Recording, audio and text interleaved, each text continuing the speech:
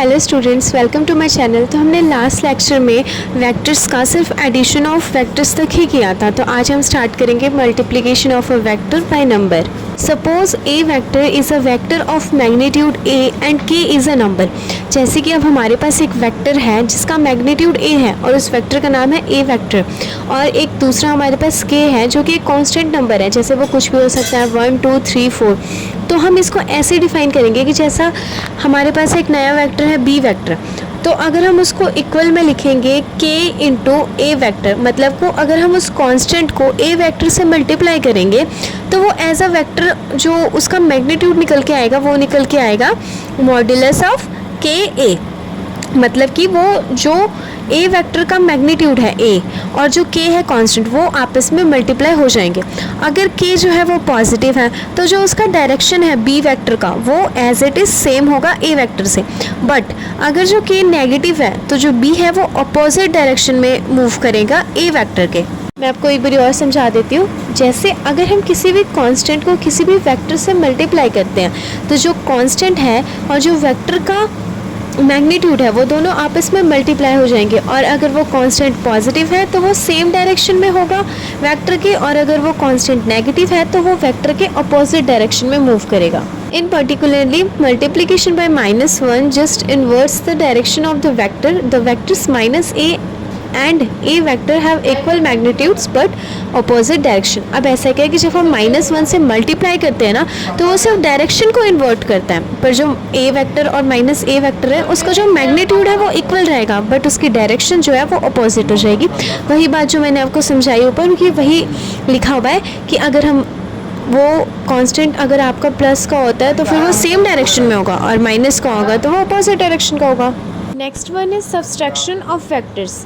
क्या होता है ना, जैसे कि हमने एडिशन सीख लिया है तो अब सब्सट्रैक्शन भी सीखे, उसका अलग रूल होगा। इससे बढ़िया हम क्या करते हैं ना कि जैसे हमने जो चीज़ हमने सब्सट्रैक्शन में लिखनी है ना उसे हम एडिशन में करके लिखने की कोशिश करते हैं। मींस जैसे अगर हमारे पास ए वेक्टर माइनस बी है तो हम उससे कैसे लिखेंगे, हम ए वेक्टर को एज इट इज़ रहने देते हैं और बी वेक्टर को ना माइनस बी वेक्टर लिखेंगे। तब इससे क्या होगा कि जो ए माइनस बी है वो ए प्लस बी में कन्वर्ट हो जाएगा और हम उसे ईजी हो जाएगा हमें उसे सॉल्व करना, क्योंकि हमने एडिशन तो पहले ही सीख रखी है। हमने एडिशन का फॉर्मूला जो सीखा था a² + b² + 2ab cos theta, तो हम उसको उस फॉर्मूले से यूज़ करके निकाल सकते हैं। पर जब हम इस b को माइनस b करेंगे तो हमने ऊपर एक रूल सीखा था जो ये था कि अगर वेक्टर माइनस का होता है तो वो उसकी डायरेक्शन चेंज हो जाती है। तो अब हम a vector plus b vector यानी एडिशन ऑफ वेक्टर्स का फॉर्मूला यूज़ करके सब्सट्रैक्शन को भी निकाल सकते हैं। तो एक बार हम फॉर्मूले को देखते हैं, जो कि अगर हम a vector minus b vector करते हैं और हमारे पास जो a की वैल्यू है वो आइडेंटिकल है और उसकी वैल्यू हमें 5 की बना है, तो हम लिखेंगे a² + b²। अब जो b है वो तो माइनस का था, तो अगर हम उसको स्क्वायर करेंगे तो फिर वो तो प्लस का हो जाएगा। तो नॉर्मली अब ये फॉर्मूला यूज़ हो जाएगा a² + b² + 2ab, और जो भी cos थीटा की वैल्यू है थीटा हम डालेंगे और उसका आंसर निकाल लेंगे। नेक्स्ट टॉपिक है हमारा रेजोल्यूशन ऑफ वेक्टर। अगर हम फिगर 2.8 को देखते हैं तो उसमें एक वेक्टर है ए वेक्टर जो कि ओ ए है, यानी ओ से स्टार्ट होता है और ए पे ख़त्म होता है, तो वो ओ ए वेक्टर हुआ किसमें, वो एक्स वाई प्लेन में है, जिसका ओरिजिन ओ है और वो ओ से ड्रॉ किया गया है। तो ये जो वेक्टर है ये एक अल्फ़ा एंगल मेक करता है एक्स एक्सिस के साथ और बीटा एंगल मेक करता है वाई एक्सिस के साथ। तो हम क्या करेंगे, ए बी एक प्रोपेंडिकुलर ड्रॉ करेंगे किस पे, एक्स एक्सिस पे, और एक ए सी प्रोपेंडिकुलर ड्रॉ करेंगे वाई एक्सिस पे। जो लेंथ होगी ओ बी की उसे हम बोलेंगे projection of O A vector on X axis, और सिमिलरली जो ओ सी होगा उसको हम बोलेंगे projection of O A vector on Y axis. तो जब ये रूल होगा तो हमारा वेक्टर एडिशन के रूल से जो ए वेक्टर है वो ओ ए वेक्टर के होगा, इक्वल होगा, पर जो ओ ए वेक्टर है वो O B plus O C vector के इक्वल होगा, क्योंकि वो हमारा लेंथ है ओ बी और ओ सी, पर जो हमारा वेक्टर रियल था वो ओ ए वेक्टर है जिसका नाम हमने ए वेक्टर रखा था। तो जो हैंस प्रूव होकर आएगा कि जो ए वेक्टर है ना वो O B vector plus O C vector के इक्वल है। अब ये तो आ गई हमारी दो प्लेन यानी कि 2 डायमेंशन प्लेन वाले में, जिसमें हमने वेक्टर को रिजॉल्व किया एक्स प्लेन में और वाई प्लेन में, इसलिए हम इसको बोलते हैं रेजोल्यूशन ऑफ वेक्टर्स, क्योंकि हमने इसे 2 प्लेन में मतलब रिजॉल्व कर दिया। तो जो हमारा ओ बी होगा उसे हम लिखेंगे a cos अल्फ़ा और जो OC होगा उसे हम लिखेंगे A cos बीटा, क्योंकि जो वो अल्फ़ा मतलब एंगल बना रहा है वो एक्स एक्सिस के साथ बना रहा है, और जो OC है उसमें वो बीटा एक्सिस मतलब बीटा एंगल बना रहा है वाई एक्सिस के साथ, इसलिए हम इसको कॉस एंगल के साथ लेंगे।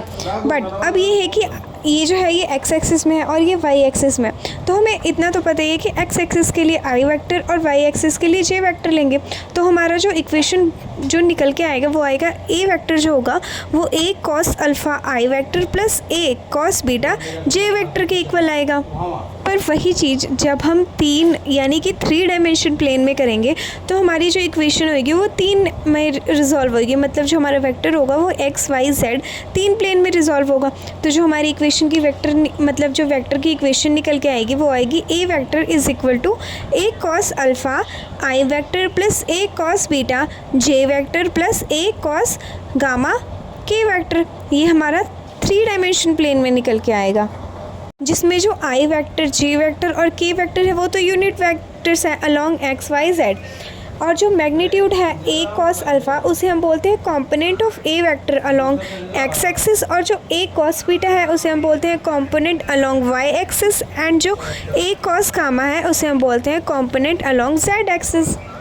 अब ये तो हो गया रेजोल्यूशन ऑफ वेक्टर्स। अभी वेक्टर्स में और भी चीज़ें बचती हैं जैसे डॉट प्रोडक्ट, क्रॉस प्रोडक्ट, और भी जैसे ज़ीरो वेक्टर्स फिर डिफरेंशियल कैलकुलस, रेट मेज़र जो भी होते हैं, इसमें कैलकुलस वगैरह भी यूज़ होता है, उसके न्यूमेरिकल क्वेश्चंस होते हैं, और भी जैसे इंटीग्रल कैलकुलस वगैरह सबके भी क्वेश्चंस होते हैं, उनकी भी थ्योरीज जिन्हें हम नेक्स्ट लेक्चर में पढ़ेंगे। आज के लिए इतना ही। अगर आपको कोई भी कंसेप्ट समझ नहीं आया तो आप मुझे कमेंट में बताएं, मैं आपको दोबारा और अच्छे से समझाऊंगी। आपको कोई सोल्यूशन, आपको कोई डाउट हो जो आप मुझे शेयर करना चाहते हो तो आप मुझे बिल्कुल बताएं, मैं उसके लिए कम्युनिटी पोस्ट डाल दूँगी ताकि आप अपने डाउट्स उसमें डाल सकें। आज के लिए इतना ही। थैंक यू लास्ट तक लेक्चर देखने के लिए। You guys understand everything.